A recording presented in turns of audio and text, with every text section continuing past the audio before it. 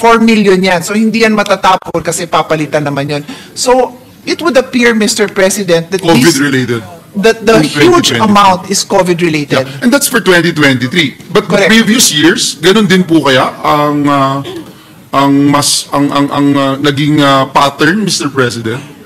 COVID-related din yung I'm asking- 22 and 21. Noted. I've asked the team to show me a report for 20, so we can compare, no? Yes, Yung that's wala the main pang reason COVID. why we wanted to we raise can this see, issue, Mr. We can President. see what it was like in 2019, in 2020, Yes. 2020, kasi 2020,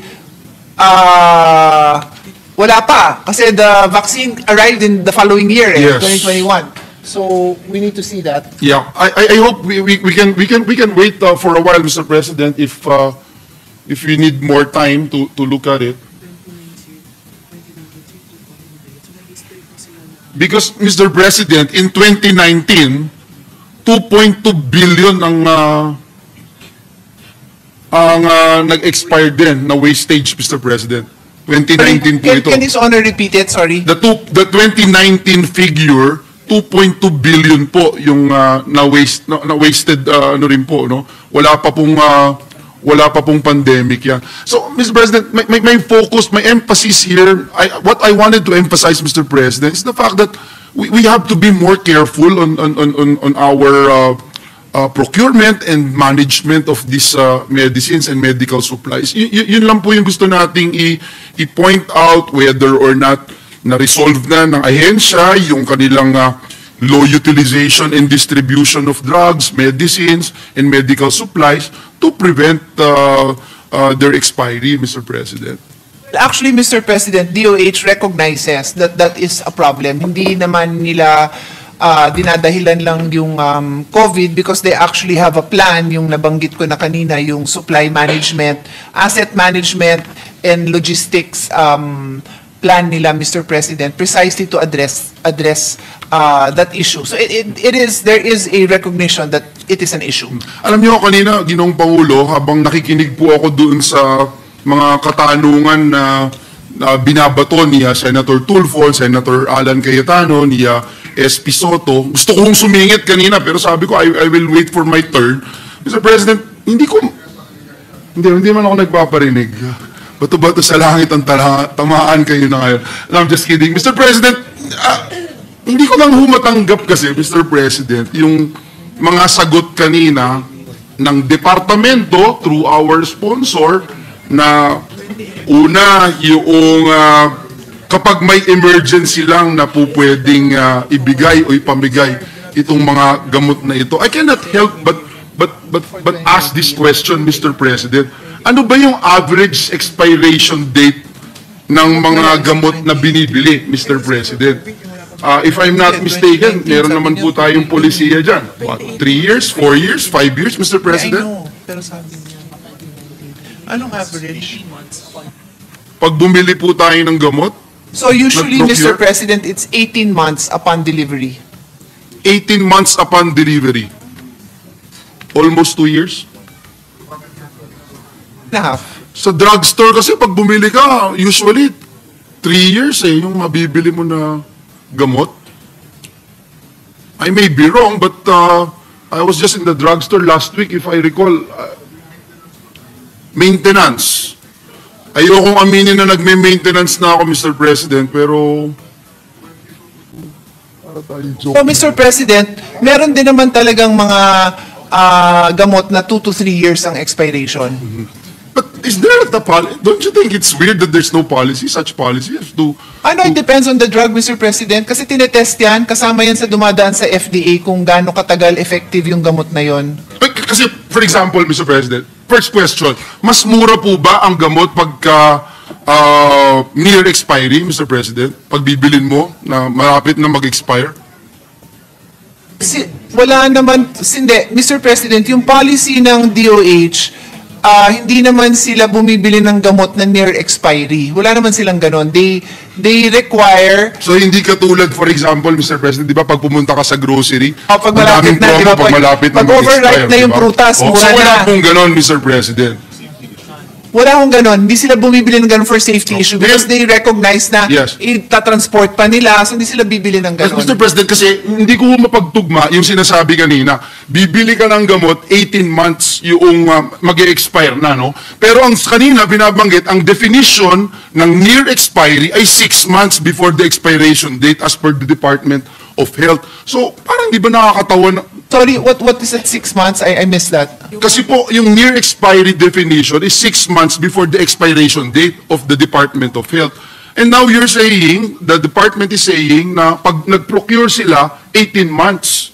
18 months lang yung expiration average. It depends on the commodity, but for most, or I don't know if it's all, minimum of a year and a half yung gusto nila to give them time to distribute, to redistribute, kasi nangyayari po yun. And again, despite the fact that we were talking about this, nag-expire pa rin. Nag-expirean pa rin ng napakaraming gamot ang Department of Health. And over the years, nakikita po natin yan. Nandyan pa rin po. Ngayon kanina, binabanggit po dun sa sagot, hindi po pwedeng ipamigay kasi yung LGU are the ones procuring, etc. By law, because of by the Supreme Court the Supreme Court decision, the Mandanas ruling, health is devolved. So there was like a 3-year plan. I really recall. It's a devolution transition plan wherein it was defined kung ano yung part, and this is not just for health, this is for everything, education, health, social services, kung ano yung role ng LGU. Kasi kung matatandaan nyo, Mr. President, the tax, the ruling of, the Mandanas ruling had a very big effect on the tax revenues received by national government. Binigay na yung tax revenue sa local government. By doing that, then the local government must now also receive the counterpart responsibility on delivering those services, because the same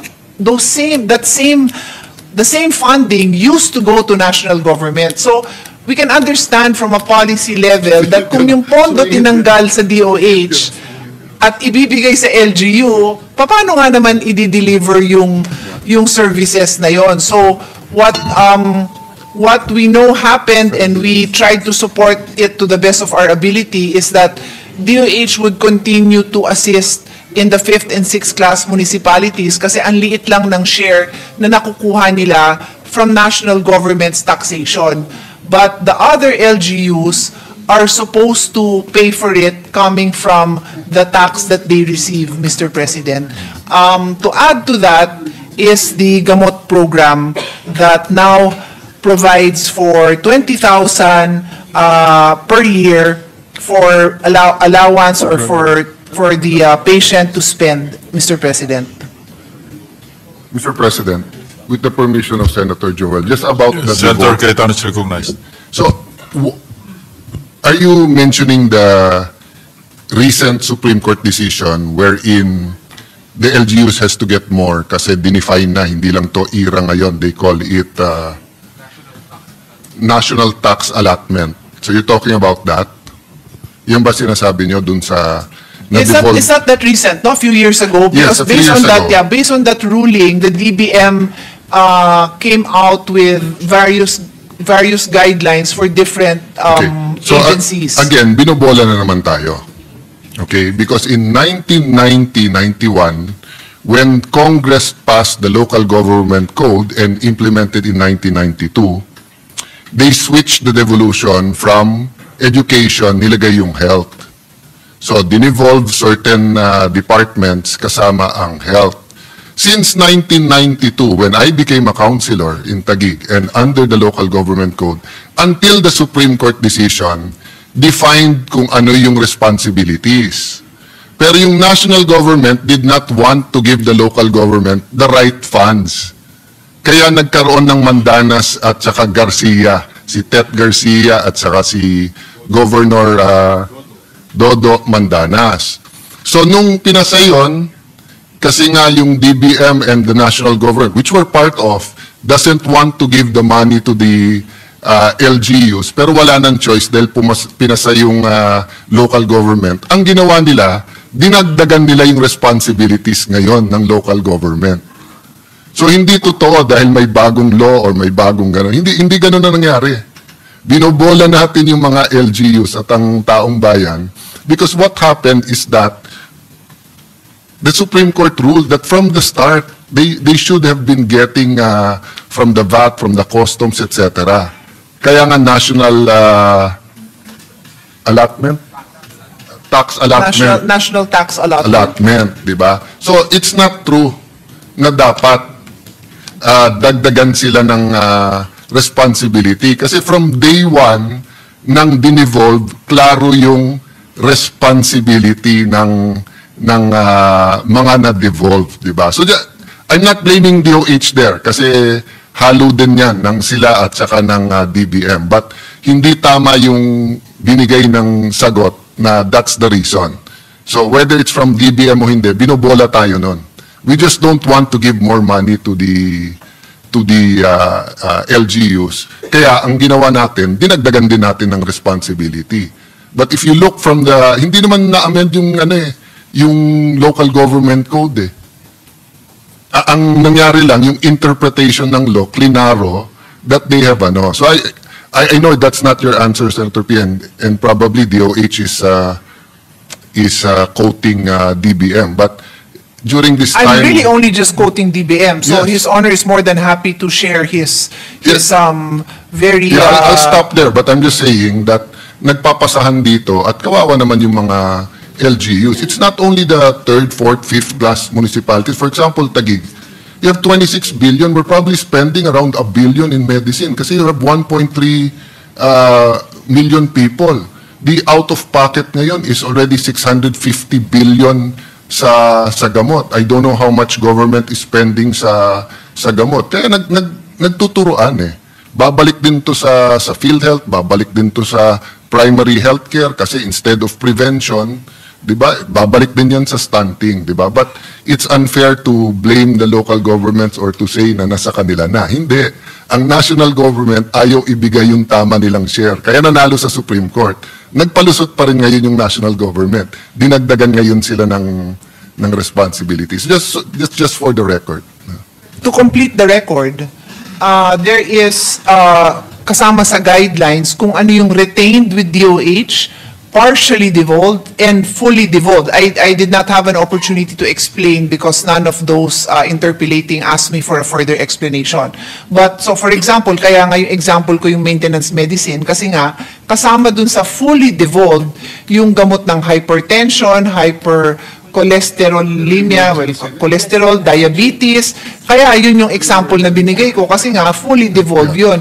Yung partially devolved would be things like family health and nutrition, food and waterborne diseases, dengue, ayan, kasama yan sa partially devolved. And then yung retained would be like TB. As we know, no, si TB ang galing yan sa national. I'm just repeating, I am not an advocate of anything. I am neutral. Yes, I am but just these 2 points, providing the information. Two points to move you from your neutrality into Senator Joel and my side of the argument. One, walang question naman kung anong fully devolved, not devolved, partially devolved. For example, yung national hospitals, di ba? Dinevolved tapos rin-nationalize. Batas lahat yun eh. What the point I'm making is that from 1992, klaro kung anong partially devolved at hindi devolved. Nung nanalo yung LGUs, binago nila, dinagdagan nila ng responsibility. So, they changed the rules again. Kasi when they won, dapat yung pa rin yung responsibility kasi yun yung contract eh nung local government code. O secondly, sige, let's argue for example dun sa maintenance medicine. Unang-una, bakit sila may maintenance medicine?